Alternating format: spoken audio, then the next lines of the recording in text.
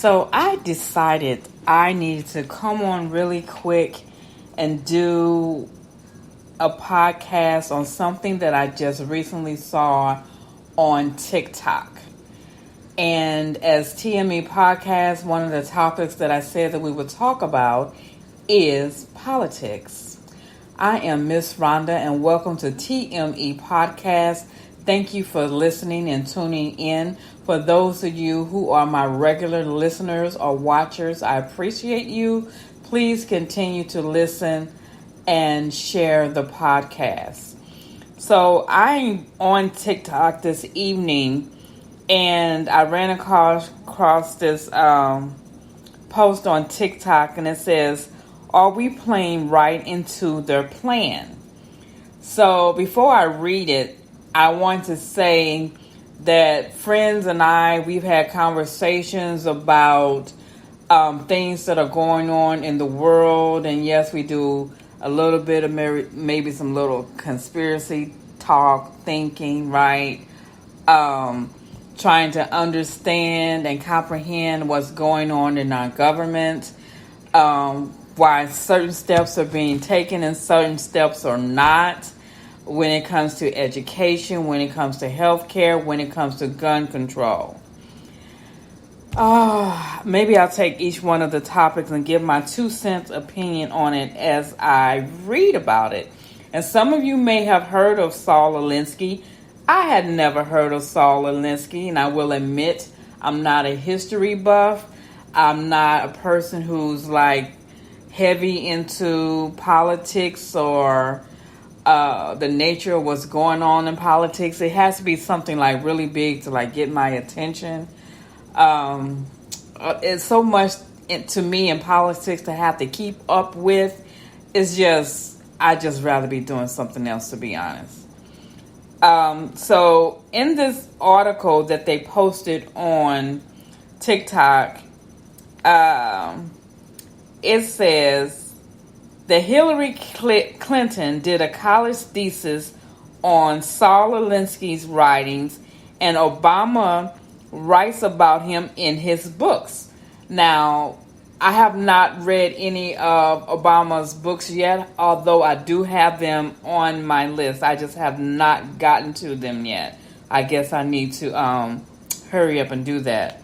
It says Saul Alinsky died about 49 years ago, but his writings influenced those in political control of our nation today. It says he died June 12th in 1972 in California, looks like. He attended the University of Chicago. His spouse was Irene Alinsky, and his books are called Rules for Radicals, Reveal for Radicals. It says, anyone out there think that this stuff is happening in the United States today? So it says all 8 rules are currently in play, and this is so very true. So the book that he wrote gives out the 8 levels to bring, to make the country a social state. Hold on 1 second. And from what I've read, we are already at 7 of them. Okay. So the number 1, it says, this is the most important. It says number 1 is healthcare. This is the first step in creating a social state. It says healthcare, control healthcare, and you control the people. Well, as you know, it's been a big push in the United States, and not that we are the only country, but to provide health care for everyone. And of course, I think it's a good idea because so people can get the care that they need, right? I don't think anyone deserves to be without health care. Go to the doctor, go to the dentist. If you're sick, to be able to go to see a doctor, physician, ER, whatever, right? Urgent care, all of it. I think people should have access to health care. Now, the question is, does it need to be government access? That is the question. So number 2 says poverty. Increase the poverty level as high as possible. Poor people are easier to control and will not fight back if you are providing everything for them to live. Now, a friend and I was having this conversation about the stimulus checks, and I do know that some people became more aware or cautious when the government seemed to have just been giving us money, right? And I do know people who turned down the advanced child care credit for various reasons. But it says the poor people are easier to control and will not fight back if you are providing everything for them to live. Ooh, that's bad, y'all. That's bad. So when you talk about the poverty level, the only way you're going to be able to beat the poverty level is, first of all, you're going to have a change in mindset. And that's a whole nother topic for a whole nother day. To get yourself off of government assistance, meaning you're not receiving food stamps, meaning you're not receiving the TANF benefits, meaning you're not on Obamacare or government subsidized health care, right? In order to take yourself off of those things, some other things are going to happen first. You got to have things in place where you will be able to afford these things on your own or do without them. As high as the food costs are right now, healthcare costs go up every single year without a doubt, right? Either you're going to make enough money by having multiple streams of income, meaning you have income coming in from a 9 to 5, from a business, from a side hustle, from passive income, from stocks, from Bitcoin, for cryptocurrency, from digital currency, from the NFTs. You're going to have money coming in from so many different places in order to set yourself apart from government assistance in order to do it on your own. And that's just the fact of the matter, the way things are set up right now. Well, I shouldn't say it's a fact. It's my 2 cents, right? Because this is just my 2 cents. So number 3 is debt. Increase the debt to an unsustainable level. That way you are able to increase taxes, and this will produce more poverty. Again, this is step 3 on how to create a social state in the United States. Well, I shouldn't say in the United States, but how to create a social state. But the point being is that in the United States, these are the things that we are doing. So the question is, are we playing right into their hands? Is this part of their plan? Are they setting us up for this failure? You know what I'm saying? So for us to be totally government controlled, control our food. We already know there's a food shortage, which many people think that the government is doing it on purpose, right? It's a whole mess. Gun control. Remove the ability to defend themselves from the government. That way, you are able to create a police state. So let's talk about gun control just for a minute. So, and I always think about gun control because I think everyone has the right to bear arms. Everyone should be able to protect their home, right? Everyone should be able to protect their family and themselves. That's my 2 cents. Now they're highlighting the mass shootings. I was reading an article just today where they talked about us having multiple mass shootings just over this weekend. And it seems like we've had them like every weekend or every week for the past month. And they classify a mass shooting as 4 or more people being shot in one location. That's what they consider a mass shooting. That's the definition, right? And I can't remember where they said they got the definition from, but it's a gun affiliation type. What's the word I want to use? Anyway, it's the name of the organization. What they do is they basically track gun violence. I apologize, I can't recall the name of it, but that's who gave the definition of what is considered a mass shooting.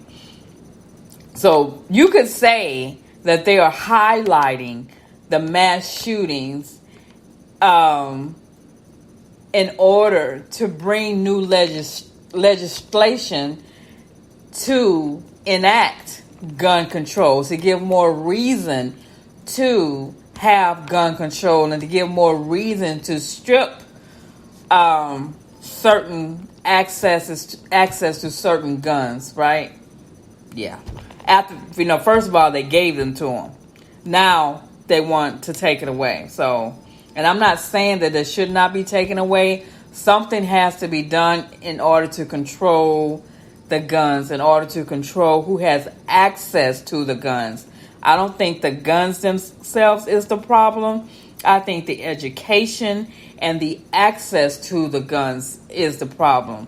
Maybe they shouldn't have gun shows if they are not allowed to run the background checks and then ship the guns purchased at the gun shows to the person who bought them, right? Just new things have to be put in place. If you are under a certain age, you should not be able to obtain an assault rifle. You should not. And I don't hunt, so I don't know what type of guns they use for hunting. But maybe if you don't have a hunting license, then certain guns you shouldn't have access to. Something has to be done. Something has to be done. Okay. So gun control was number 4. Number 5 is welfare. Take control of every aspect of their lives. Food, housing, and income. So that goes back to what I said about having to separate yourself from government assistance by not receiving those things or doing without. There are more and more people who are growing their food. I've started my garden, and I actually have some little peaks coming up. I know many. I was in a park the other day, and this lady in the residential neighborhood had chickens. I'm not kidding. It was like 3 or 4, and I don't blame her. In a minute, we all gonna need some chickens, and I need a cow to go along with the chickens because this stuff is ridiculous. Education is number 6. Take control of what people read and listen to. Take control of what children learn in school. Boy, this is hitting so close to home. I read this and I was like, oh my goodness. Oh my goodness. This is too much. Take control of what people read and listen to. We already talked about this with the media, with the news media. They don't tell us everything. When I want to really know something, I do not listen to the local news. I don't listen to CNN. I don't listen to any of that. I listen to the foreign news channels because, they have no stake in telling a lie about what's going on here. You understand? So the BBC, the NPR,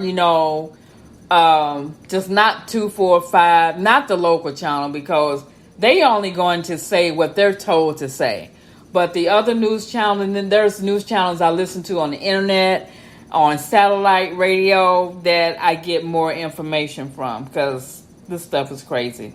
So number 6, education. Take control of what the people read and listen to.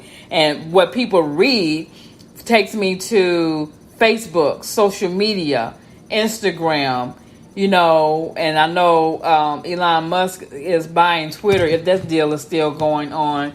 all of those platforms are policing what can be read, what can be posted, what can be seen, right? They'll throw you in jail. They'll lock your account. They'll delete your account.